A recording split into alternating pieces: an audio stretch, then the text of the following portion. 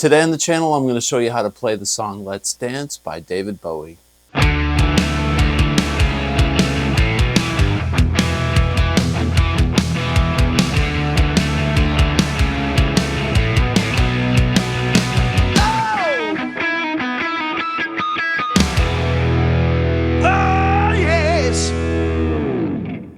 Hey everybody, welcome back to the channel. Today I'm going to show you how to play the song Let's Dance by David Bowie. This is a really cool song. There's some really tasty guitar parts in it. The rhythm part is played by Nile Rodgers. The lead part, of course, the late great Stevie Vaughan. I picked this song because I wanted to show you the interesting chord voices that are in the verse part of the song. And we're going to cover the entire song. I'm going to give you some tips and tricks on playing the leads and stuff like what Stevie Vaughan is doing on this recording. Now, also in this lesson, I'm going to talk about the key of the song and the way that I play it, and cover, learning these songs sometimes can be give us some anxiety as guitar players because there's weird chord voicings and it's not your typical. This isn't like your typical song. There's a modulation in it. It's in two different keys, and I'll cover that here in a minute. But I want to show you what gives me kind of a leg up on learning these songs and the way I do it and why I do it the way that I do.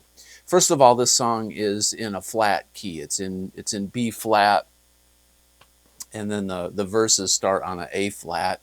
And guitar players hate flat keys, but this was probably written in a flat key for various reasons. Either a keyboard player wrote it because keyboard players love the black keys. It could be because David Bowie's vocal range perhaps fit best in this key. That's probably most likely what it was for vocal range.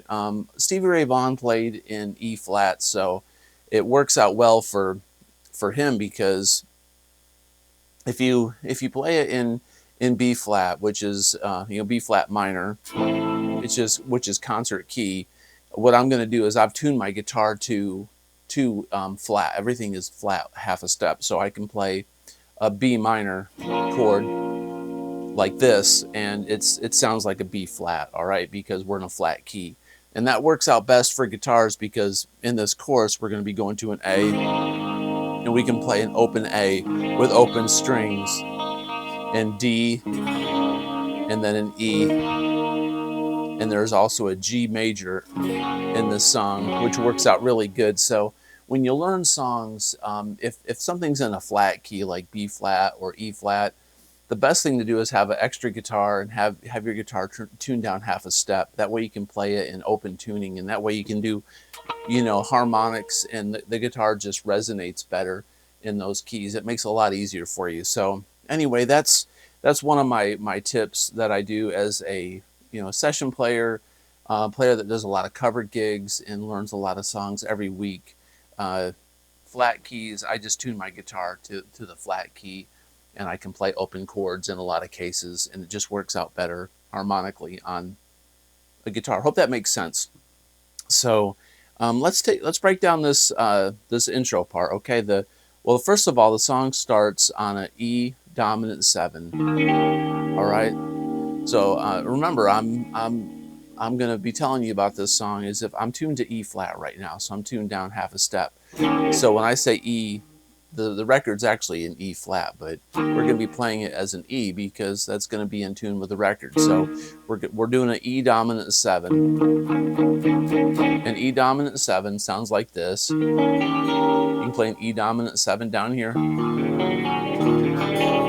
like that. You can also play it like a C shape, dominant 7 there.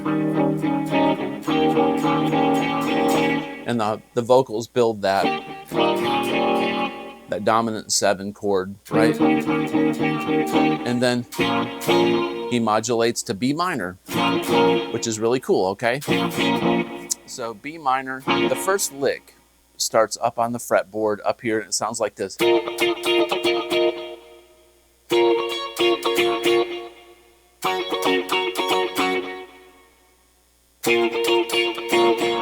Okay, so what we're doing is a B minor or a B sus4 chord, and then we're doing a B minor chord, then we're going to do a G major chord, back to a B minor chord, So it's B minor, a B minor sus4, to a B minor, to a G, to a B minor. It sounds like isn't there a heart song?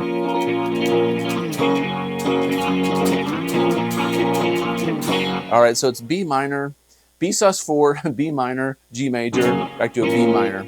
So this chord here, I'm going to do it as 3 notes, okay? You can do it as a 4-note chord.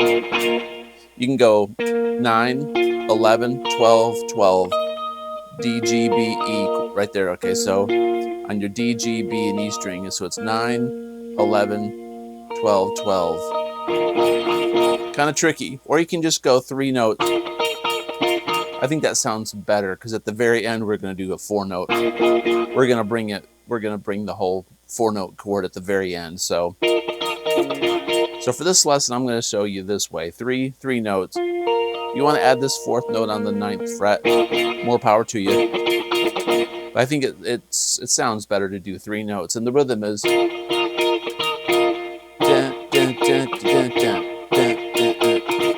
So it's 11, 12, 12. I'm middle finger, ring finger, pinky. All right, that's the B sus4 chord. Then we're going to do a B minor chord up here. So it's 11, 12, 10 on the G, B, E, 11, 12, 10. It's like a D minor chord. We're going to be up here. This is your B. So the first part is B sus4 to a B minor. Then we're going to play this G major chord. Now, since this employs the 10th fret on the high E, we have to use these 3 fingers, middle, ring finger, and pinky, right here, on the 12th fret. So D, G, B on the 12th fret. It's a lot of fingers here to fit. Right there, and then right there, so it sounds like there's your 4th chord. And the rhythm's always the same. And then we're going to play the whole B minor with this, right there with this, the B on the bass. So it's D, G, B, E string, like that. So slowly.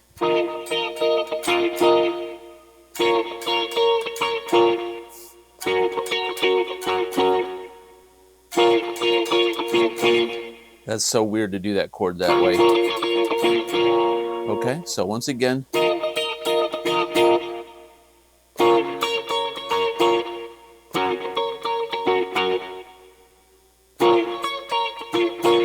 One thing I'm not talking about or haven't mentioned is I've got a stereo delay running through Pro Tools, and I've got it set at 150 on the left side, and then I've got it set at 250 milliseconds on the right. So one echo is going a little bit quicker than the other one, and it gives it that shaky sound. Now there's a keyboard part in this song that makes it sound really sweet also, so it's combined with the keys and the guitar. And I've got my chorus, my stereo chorus, set really wide with some reverb, a little bit of hall reverb or plate reverb. Nothing major. Probably could use a little bit more delay, but we're cool with that. So that's the verse part, or the chorus part. Let's dance.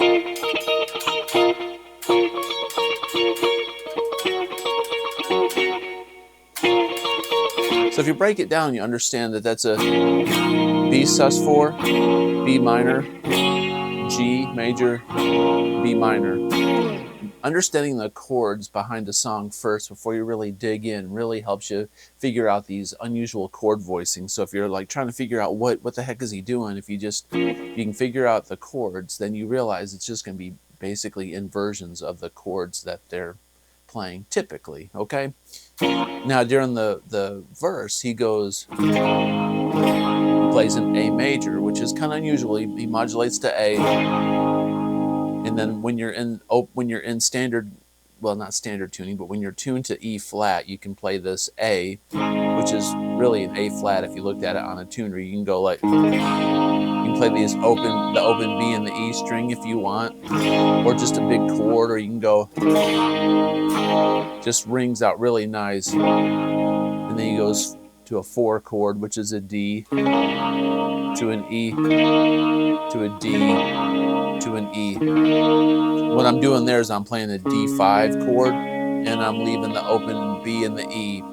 Now, that may not be exactly what they do on the record, but I'm giving you ideas on how to spread this song out and make it sound really pretty, because if you're going to play this song in a cover band, you kind of have to understand how to fill in a lot of space. A lot of times you're the only guitar player and you got to figure out really nice voicings. And you can just play a and then a D like this, D to an E, or you can go a D sus2 to an E sus2.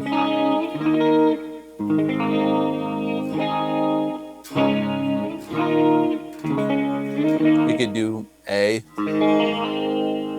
to a D, E,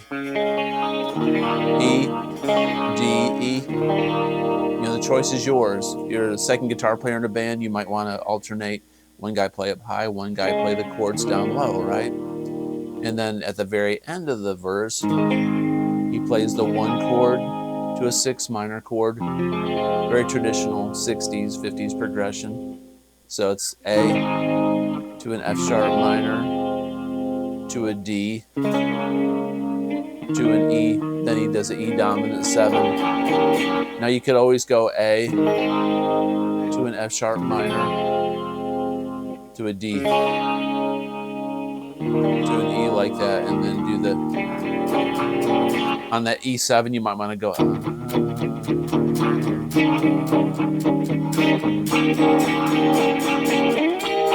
you do all 4 E's, the E7 there, the E7 here, and then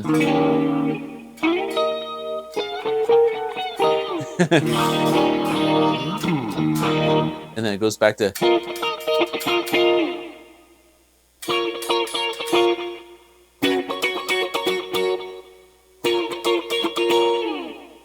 now in the solo in the song, they go back to B minor, right? And then my tone on this really is, I've got a Fender twin reverb, or a twin with reverb model going through my Fractal X8. I've got a little bit of a distortion, like a gain pedal in front of it, and I've got my volume turned way down on my guitar, so you can't really hear the gain a lot. But there's a little bit of hair on it with my volumes turned way down, but when I turn my volume up, you know,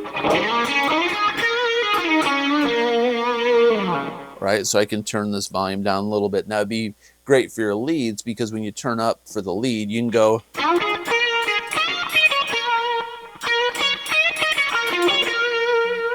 so really what Stevie's doing in this is you know, kind of like an Albert King type kind of thing. So we're if we take B minor and the B minor pentatonic box, like that. Well, if we slide up and go into the next position, one of the favorite things that Stevie Ray liked to do would be in this box shape. Slide up here. There's your B right there. So when you're up here, so if I'm on the 12th fret on the B string, there's my B, and then 10, 12 on the high E, and then 10 on the B, and then 11 on the G, and then 9 on the G. If we bend up this 12th fret on the high E, so if we bend up once more on the high E string on the 12th fret, 1 fret or 1 step, and let go, and then go 10, and then 12 on the B. Put a little vibrato on it. Slide into it, maybe. Then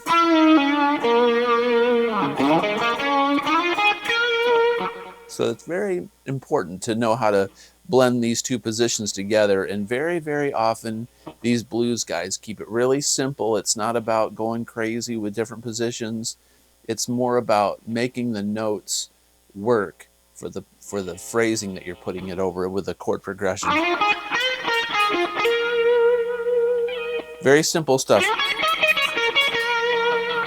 It really wouldn't work over a Bowie song for him to just rip out, you know, the normal Stevie Ray Vaughan stuff, because it just wouldn't fit that type of music. And I can totally understand why, you know, Stevie Ray decided not to do this gig. He cut the record and Bowie offered him the gig, and Stevie Ray Vaughan was like, man, I've got to do my own thing, and went back and recorded Texas Flood. Uh, so, I mean, what a ballsy move on his part, but I mean, it paid off for him. I mean, he stayed true to his roots, which thankfully for all of us, that was true, and of course for him as well. It's very sad that we lost Stevie Ray Vaughan so many years ago. It'd be wonderful to have him still creating great music today. But anyway.